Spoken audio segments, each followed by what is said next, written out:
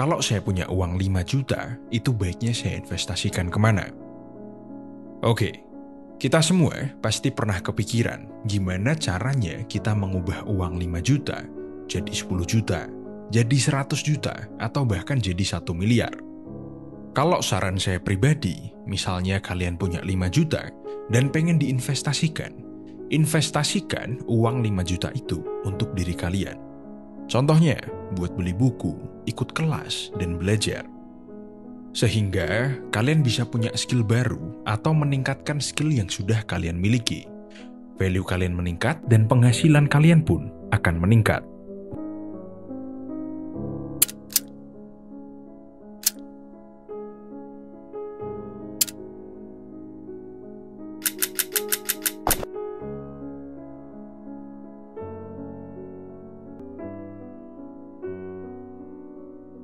Tapi seandainya atau saya asumsikan kalian sudah melakukan itu, ya udah, saya kasih saran uang 5 juta itu baiknya diinvestasikan kemana? Menurut saya, kalau kita punya uang di bawah 100 juta ya, dan ingin kita investasikan, baiknya kita investasikan ke tabungan yang memiliki bunga tinggi. Contohnya apa, Pak? Ada tabungan bank berjangka, ada deposito, ada reksadana, dan sebagainya. Lalu kenapa kita harus investasi ke tabungan, Pak? Karena 3 produk yang saya sebutkan tadi itu termasuk instrumen investasi yang rendah risiko atau biasa kita sebut low risk. Apalagi deposito, itu low risk tapi bunganya juga bisa tinggi. Nah, kenapa saya menyarankan yang low risk? Karena ada hubungannya sama psikologi kita. Istilah investasi di Indonesia kan belum begitu lumrah ya.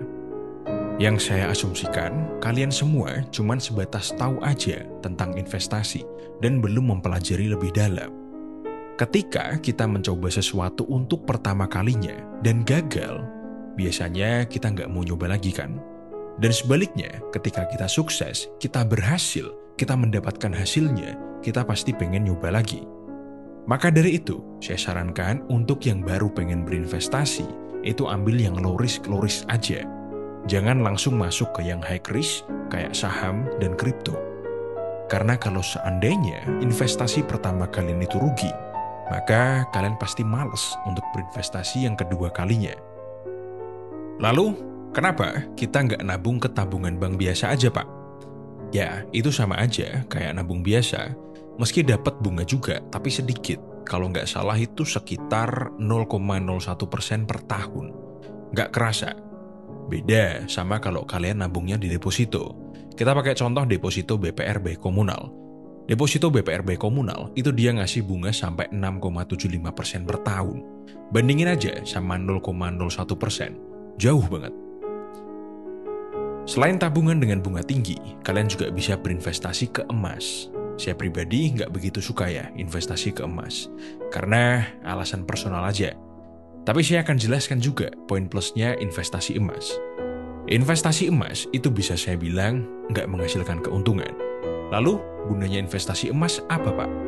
Investasi emas itu bisa kita gunakan untuk melindungi uang kita dari penurunan nilai atau daya beli dan juga inflasi.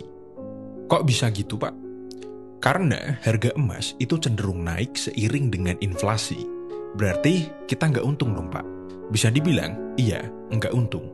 Tapi ada momen tertentu yang pas banget kalau kalian pengen investasi emas. Secara historis, ketika terjadi ketidakstabilan ekonomi atau terjadi resesi global, harga emas itu akan naik gila-gilaan. Kalau kalian bisa memprediksi kapan terjadinya ketidakstabilan ekonomi atau resesi global, kalian cocok investasi emas. Tapi kan resesi global kayak gitu terjadinya 50 tahun sekali. Jadi ya susah banget dapat momentum. Lalu kenapa, Pak? Bapak nggak suka investasi emas? Yang pertama, karena dia nggak ngasih kita passive income seperti dividen saham atau bunga deposito. Kedua, karena dia ini kalau mau untung gede, kita nunggunya lama. Ketiga, harganya itu cukup fluktuatif. Keempat, kita nggak bisa jual dalam waktu dekat. Karena seringnya harga jual emas itu dalam waktu dekat lebih rendah dari harga beli kita. Yang kelima, pajak. Emas itu ketika kita beli dan jual itu kena pajak, dan pajaknya lumayan. Dan yang terakhir, karena kita nggak bisa jual dalam waktu dekat, kita bisa terhindarkan dari kesempatan-kesempatan berinvestasi yang lain. Karena kita nggak punya cash yang bisa kita gunakan. Nah, karena tujuan utama berinvestasi emas kan untuk menjaga value dari uang kita. Kalau saya pribadi lebih menyarankan kalian investasi ke deposito. Bunga dari deposito itu jauh lebih tinggi dari kenaikan inflasi. Jadi kalau kalian berinvestasi di deposito, kalian nggak cuma menjaga value uang kalian, tapi kalian juga bisa untung. Enak kan? Lalu, kalau saya investasi ke semua, gimana Pak? Kalau menurut saya, jangan. Kemarin saya sempat dengar istilah baru ya, namanya YOLO, atau You Only Need One. Bahasa Indonesianya, kamu itu cuma butuh satu aja. Dan sama seperti berinvestasi. Kalau kalian takut, kalian skeptis, kalian parno, dan kalian baru mulai atau baru menyentuh dunia investasi, kalian coba satu dulu aja. Gak usah banyak-banyak. Dan saya merekomendasikan kalian bisa coba deposito BPR by Komunal. Kenapa? Selain karena dia ini termasuk instrumen investasi yang rendah resiko karena dijamin LPS sampai 2 miliar per nasabah per bank, dia ini juga returnnya oke banget. Bunga depositonya bisa sampai 6,75% per tahun. Bayangin aja, kalau dari umur 20, kalian setiap bulan menyisihkan 500.000 aja buat dimasukin ke deposito dengan return 6,75%. Di umur 60, kamu bisa punya uang 1,1 M. Lebih dari 4 kali lipat seandainya kamu nabung biasa. Nggak percaya? Hitung aja. 500 kali 12 kali 40. Itu jadinya cuma 240 juta aja. Jadi, kalau investasi yang paling tepat buat pemula, saya menyarankan deposito. Buat kalian yang pengen nyoba deposito BPR by Komunal, kalian bisa coba download. Linknya nanti saya taruh di deskripsi dan komentar. Kalian juga bisa pakai kode referral kuliah untuk dapat cashback Rp50.000, khusus pengguna baru dengan minimal deposito mulai dari 5 juta dengan tenor 3 bulan. Oke, sekian dari kuliah kita hari ini. Jangan lupa like, share, dan subscribe.